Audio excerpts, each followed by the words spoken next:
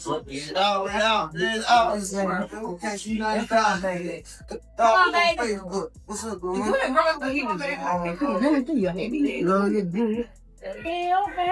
tell me it look good. Yeah, good. Cut it out. You don't like dreads. I'm gonna cut it off. Okay. Thank you. Thank you.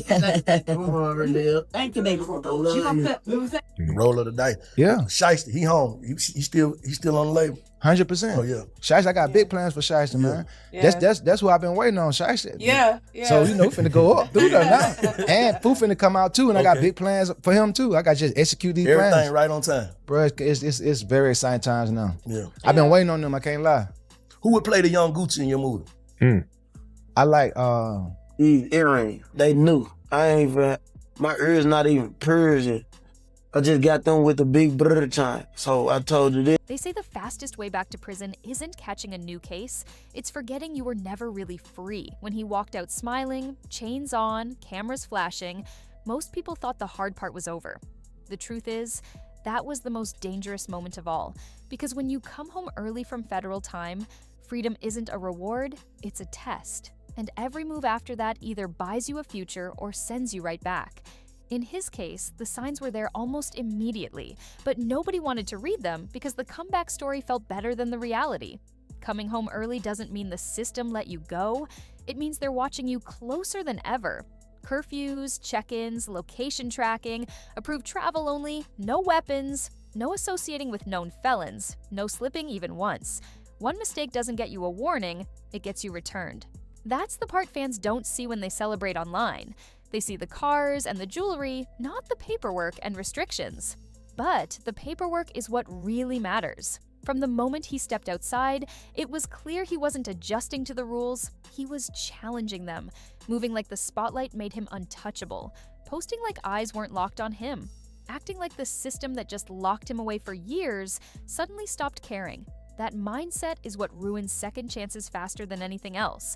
The curfew incident was the first public crack. A live stream running, energy high, jokes flowing, and then the phone rings. Parole officer, the worst possible call at the worst possible time. He wasn't where he was supposed to be, and instead of shutting everything down, he lied. On camera, recorded forever. That moment wasn't just embarrassing, it was fatal to his credibility. Federal supervision runs on compliance and honesty. Once they catch you lying, every explanation after that sounds fake, even when it's true. People laughed at that clip, turned it into memes, but that call likely sealed his fate because it told the system something important, not just that he violated curfew, but that he was comfortable doing it and comfortable lying about it. That's when monitoring turns into preparation. Federal supervision isn't reactive, it's patient. They don't rush. They observe patterns. They document behavior. They build files quietly. Social media posts aren't entertainment to them, they're evidence. Lyrics aren't art to them, they're statements. Associations aren't friendships to them, they're risk factors. That's why the music mattered more than people realized. Rapping while on supervision is allowed, but rapping about things you're legally prohibited from having isn't clever. It's careless. When you've already been convicted on violent charges, the system doesn't assume metaphor. They assume confession. And when you're known for rapping what you live, that assumption gets stronger, not weaker. Add that to visible lifestyle choices, known associates, public appearances, and repeated rule bending, and you don't need a new crime to go back. You just need enough violations stacked together. That's how federal returns usually happen. Quietly planned, quickly executed. When the raid happened, people acted shocked, but nothing about it was sudden. Federal agents don't show up on impulse. They don't kick doors without confirmation. That means whatever triggered it wasn't one night. It was weeks or months in the making. The raid was the conclusion, not the beginning. What made his situation worse was his past. Second chances hit different when your original case involved violence. The system never forgets that context. So while some people come home with looser supervision, his leash was short from the start. He wasn't being eased back into society, he was being evaluated. Every move either proved growth or confirmed their original judgment. And the tragedy is, he didn't need to do anything extraordinary to stay free. He didn't need to change his voice or personality overnight. He didn't need to disappear. He just needed discipline. Stay home when required. Stay away from prohibited items. Move quiet. Let the music speak instead of the image. That's it. Simple rules that feel hard when ego gets involved. But ego is expensive, especially when you've built a brand around being fearless. The industry rewards authenticity, but the law punishes consistency when that consistency is tied to past crimes. That's the trap artists fall into. Fans want the same energy that got them locked up. Labels market the danger, social media amplifies the wild moments, and suddenly, staying safe feels like falling off. The system doesn't care about your image. It doesn't care about your streams. It cares about compliance. And once it decides you aren't capable of following conditions, the outcome is automatic. That's why his release date snapped back to the original one. This wasn't about adding time, it was about restoring it. When you violate federal supervision, they don't renegotiate your sentence. They take back the privilege. You go back to where you would have been if you never earned early release. That's the penalty for wasting mercy. What hurts the most is how avoidable it was. He had momentum. Numbers were moving. Fans were ready. He had the platform to transition, to build something legitimate, to show growth without losing credibility. Plenty of artists have done it. They just don't make noise while doing it. Instead, the noise became the problem.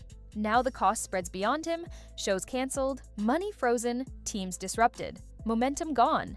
The industry doesn't pause for prison sentences. Algorithms don't wait. Fans move on, new artists fill the gap. 3 years can erase a whole lane, and when he comes home again, the game will be colder. New sounds, new faces, less patience. The comeback window will be smaller. The grace will be thinner. The deeper issue here isn't just one artist's mistake, it's the cycle. Young artists come up in chaos, make it out, then get pulled back by the same habits that built their image.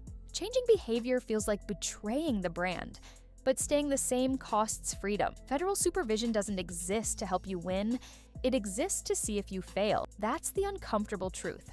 The rules aren't flexible, they're designed to catch slips. And once you slip, the narrative is already written. People will argue whether the system is fair, but fairness doesn't matter once the conditions are signed. At that point, it's survival. Follow the rules or finish the sentence. Now he has time again.